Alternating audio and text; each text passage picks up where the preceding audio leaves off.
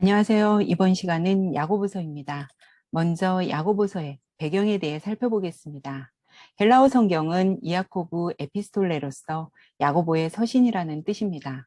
야고보서는 여러 나라에 흩어져 있는 12지파들, 즉 유대 그리스도인들을 대상으로 썼습니다. 기록 시기는 AD 60년경에 예루살렘에서 기록한 것으로 추정됩니다.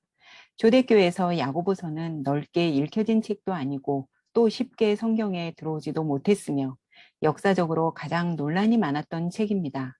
쓰여지기는 가장 먼저 쓰여졌지만 정경으로 채택하는 과정에서는 가장 늦게 채택이 된 책입니다.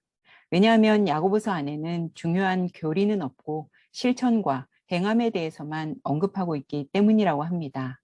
또한 종교개혁가 마틴 루터는 야고보서를 향해 지푸라기와 같은 서신이라고 일컫기도 했습니다.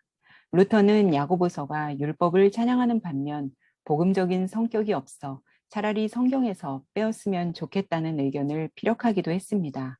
특히 야고보서 2장 14절부터 26절은 바울의 이신칭의 신학과 반대된다고 생각했습니다. 그러나 많은 좋은 말씀들이 있으므로 읽으면 유익하다는 말을 첨가하기도 했습니다. 그러나 야고보서가 교회나 성도의 신앙생활에서 완전히 무시되거나 등한시된 것은 아닙니다. 루터와 같은 종교개혁자인 칼빈은 그리스도인의 삶의 여러 부분에 크게 유익한 여러 주제에 관한 교훈이 많다고 평가하고 야고보서는 그리스도의 은혜에 대하여 많이 말하지 않지만 모든 저자가 똑같은 말을 하리라고 기대할 필요는 없다고 덧붙였습니다. 또 19세기의 허더라는 학자는 만약에 본서가 지푸라기라면 바로 그 지푸라기 속에 매우 핵심적이고 단단하고 영양가가 풍부한 알곡이 아직 해석되지 않은, 정리되지 않은 상태로 있다고 했습니다. 다음은 야고보서의 저자에 대해 알아보겠습니다. 야고보서의 저자는 예수님의 동생 야고보가 쓴 서신이라고 전해 내려옵니다. 야고보는 예수님의 동생으로서 예수님이 공생애를 시작할 당시에는 예수님이 하시는 일을 못마땅해 하고 심지어 예수님을 배척하기도 했습니다. 그러나 예수님이 십자가에서 죽으시고 부활하시어 야고보에게 나타나심을 본 후 야고보의 인생은 달라졌습니다. 야고보는 마가의 다락방에서 같이 기도하고 오순절 성령 강림을 같이 체험했습니다. 야고보는 예루살렘 교회에서 베드로와 요한과 함께 세 기둥 중에 한 명이었으며 초기 교회 공동체에서 중요한 사역을 감당했습니다. 바울이 회심하고 예루살렘에 처음 갔었을 때 야고보가 바울을 만났고 예루살렘 종교회를 주재하고 바울이 세 번째 예루살렘 교회를 위한 헌금을 가지고 예루살렘에 갔었을 때에 그에게 어떻게 하라고 지도하며 명실공히 예루살렘 모교회의 지도자로 활약하였습니다. 저자 야고보는 뿌러비는 습관으로 기도 생활을 많이 해서 무릎이 낙타처럼 튀어나와 낙타 무릎이라는 별명을 가지고 있습니다. 역사학자 요세푸스의 기록에 의하면 야고보는 AD 62년에 돌에 맞아 순교한 것으로 전해져 내려옵니다. 그럼 야고보서의 기록 목적에 대해 보겠습니다.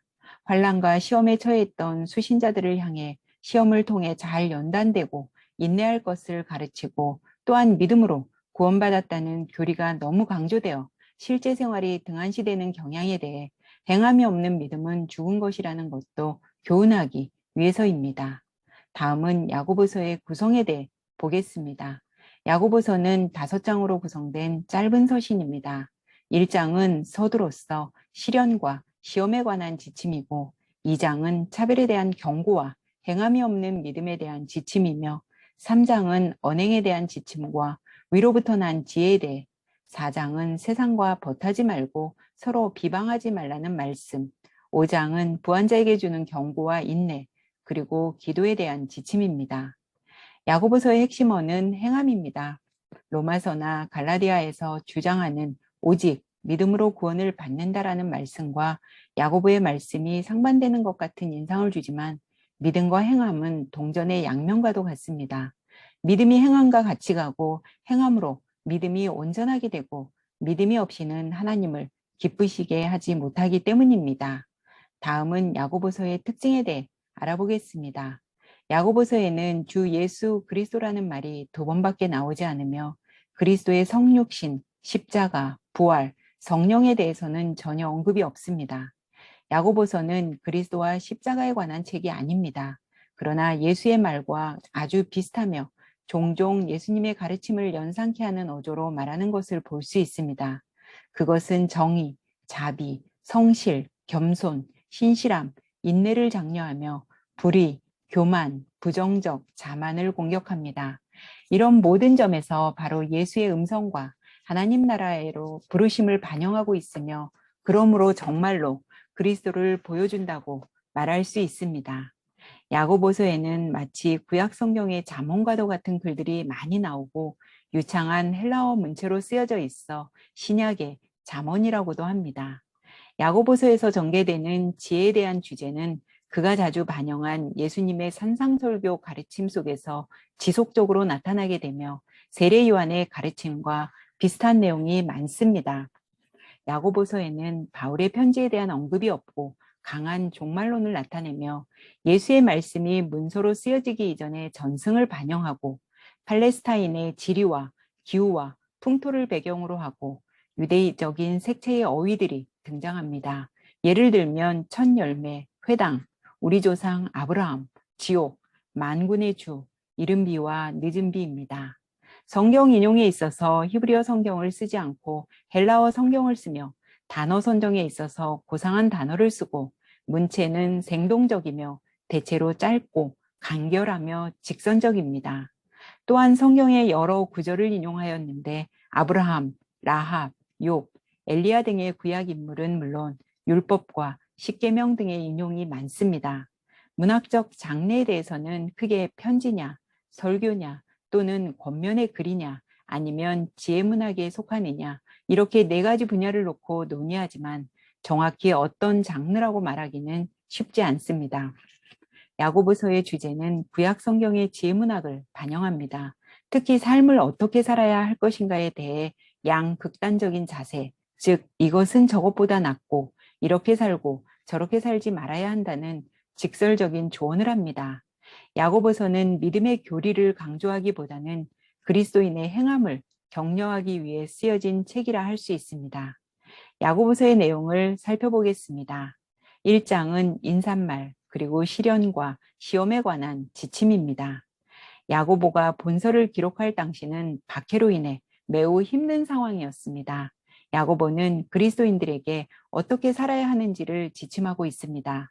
참 믿음을 가졌으면 어떠한 시련이 와도 그것을 받아들일 줄 알아야 하며 고난과 고통이 왔다고 해서 믿음을 저버리고 불평불만하면 안 된다고 말합니다. 힘든 시련이 왔을 때 이것을 잘 극복할 수 있는 지혜를 하나님께 간구해야 한다고 권면합니다. 1장 1절에 흩어져 있는 12지파를 두고 이들이 누구인지에 대해 학자들은 5가지의 가능성을 제시합니다. 첫째는 기독교로 개종하지 아니한 유대인들, 둘째는 유대교 기독교인들, 셋째는 헬레니스틱 유대교 기독교인들, 넷째는 헬라파 이방인 기독교인들, 다섯째는 유대인이든 이방인이든 모든 기독교인이라는 것입니다. 시련은 헬라어로 도키미온인데 이 단어는 야고보서 1장 3절과 베드로전서 1장 7절에만 나오는 단어입니다. 도키미온은 금과 같은 금속을 불 속에 넣어 재련하는 것과 같이 믿음을 연단하는 것을 의미합니다. 동시에 이 단어는 그러한 연단을 통해 믿음을 인정받는다는 의미도 내포하고 있습니다. 야고보는 교회 안에 있는 빈부격차에 대해서도 지적합니다. 가난하다고 해서 자신을 낮추지 말 것은 비록 가난하지만 예수님께서도 가장 낮은 자로 이 땅에 오셔서 우리를 위해 피 흘려 죽으신 것을 생각하라고 합니다.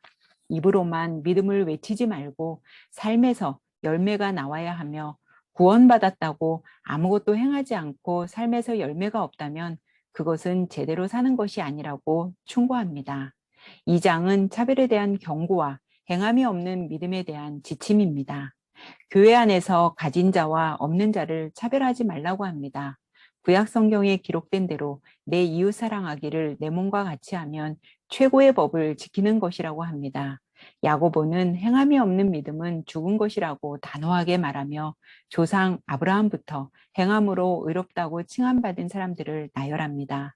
얼핏 보면 율법을 지켜야만 구원을 받을 수 있다는 것처럼 들리지만 야고보가 말하는 율법은 그런 차원을 말하는 것이 아닙니다. 바울은 오직 믿음으로 구원을 받는다고 했지만 이 말은 믿지 않는 성도들에게 구원을 받는 길이 오직 예수 그리스도밖에 없다는 것을 말하는 것이고 야고보가 말하는 행함은 그 다음 단계인 것입니다. 믿고 구원은 받았는데 점차 시간이 흐르면서 사람들이 변질되기 시작하고 믿음과 구원을 입으로만 때론 지식으로만 생각하며 살고 나아가 이들의 삶은 양상이 엉망이 되어버리기 시작했습니다. 이 같은 현상에 대해 구원은 받았지만 삶의 자리에서 어떠한 열매나 행함도 없다면 그것은 참 믿음이 아니라는 것을 말하는 것입니다. 오직 믿음만이 중요하다고 주장하는 사람들에게 그는 친숙한 쉐마에 나오는 신조인 하나님은 한 분이라는 유대교의 기본 신조를 언급합니다. 3장은 언행에 대한 지침과 위로부터 난 지혜에 대해서입니다. 야고보서에는 말에 대한 교훈이 유독 많으며 잠언서와 비슷함을 알 수 있습니다. 말은 아껴야 하고 제어할 능력을 가져야 한다고 야고보는 충고합니다. 작은 키 하나가 큰 배를 운행할 수 있듯이 혀 또한 우리 몸에서 가장 작은 지체입니다. 그러나 혀는 우리 몸에서 매우 중요한 역할을 합니다. 혀로 모든 동식물을 길들일 수 있고 혀로 예수님을 찬송하기도 하고 하나님의 형상대로 지음받은 사람들을 저주하기도 합니다. 그래서 한 입에서 찬송과 저주가 나오는 것은 마땅하지 않다고 말합니다. 또한 하늘로부터 오는 지혜로 살아가라고 권면합니다. 하늘로부터 난 지혜는 첫째 성결하고 다음은 화평하고 관용하고 양순하며 긍휼과 선한 열매가 가득하고 편견과 거짓이 없으며 화평하게 하는 자들은 화평으로 심어 의의 열매를 거둔다고 합니다. 4장은 세상과 벗하지 말고 서로 비방하지 말라고 경고하고 있습니다. 우리가 얻지 못하는 것은 우리가 구하지 않기 때문이며 내 욕심과 정욕으로 쓰기 위한 구함은 구하여도 받지 못한다고 합니다. 세상과 벗이 되고자 하는 자는 스스로 하나님과 원수가 되는 것이며 하나님은 교만한 자를 물리치시고 겸손한 자에게 은혜를 주십니다. 형제들을 비방하지 말고 판단하지 말며 선을 행할 줄 알고도 행하지 않으면 죄라고 합니다. 5장은 부한자에게 주는 경고와 인내와 기도에 대한 지침입니다. 부자들에 대한 경고로서 자기들의 이익만을 위해 품꾼에게 싹을 주지 않고 방탕하게 살고 사치하는 사람들에 대한 책망 말씀입니다. 형제들끼리 서로 원망하지 말고 욥이 인내한 것처럼 끝까지 인내한 자는 복이 있다고 합니다. 하늘로도 땅으로도 그 어떤 것으로도 맹세하지 말 것이며 고난당하는 사람이 있거든 기도하고 즐거워하는 자는 찬송하라고 합니다. 병든 자를 위하여 기도하고 죄가 있거든 서로 고백하며 병 낫기를 위해 기도하라고 권면하고 있습니다. 미혹되어 진리에서 떠난 자를 다시 돌아서게 하면 그 죄인의 영혼을 죽음에서 구할 것이고 많은 죄를 덮어줄 것이라고 합니다. 야고보서가 받은 오해 중에 하나는 기독론이나 예수님에 대한 이야기가 별로 없으므로 신학이 빈약하다는 점이었습니다. 그러나 야고보서는 철저히 신본주의 신학을 수립하여 독자로 하여금 하나님 중심의 삶을 살라고 말합니다. 야고보는 교회 안에 참된 이웃사랑의 실천이 없음을 지적하면서 행함 없는 믿음은 죽은 것이라고 강하게 교훈하며 막을 내립니다.